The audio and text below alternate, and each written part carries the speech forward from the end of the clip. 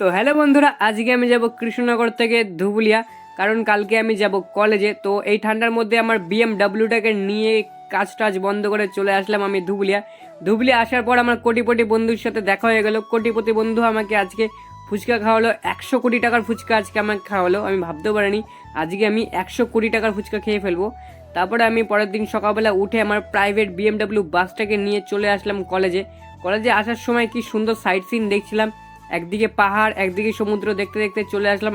এটা হচ্ছে আমার কলেজ। তো এই কলেজে আমি এখন পড়ি, আর আজকে এসলাম আমি প্রজেক্ট জমা দিতে। মানে অনেক দিন টাইম দিয়েছিল, সেই প্রজেক্টটা একদিনে কমপ্লিট করে চলে আসলাম আজকে কলেজে জমা দিতে। তো জমা দেওয়া কমপ্লিট হয়ে গেছে, এবার আমি আবার অপেক্ষা করছি আমার প্রাইভেট বিএমডাব্লিউ বাসটা কখন আসবে। বিএমডাব্লিউ বাসে বসে পড়েছি, এবার এখান থেকে চলে যাবো পলাশী এয়ারপোর্টে, আর সেখান থেকে ধরে নেবো ধুবুলিয়ার একটা ট্রেন। আর ফ্লাইটে যা ভিড় ছিল আমি কোনো ভিডিও করতে পারি। বন্ধুরা দেখা হচ্ছে নেক্সট ব্লগে, ততক্ষণের জন্য সাবস্ক্রাইব করে দিও।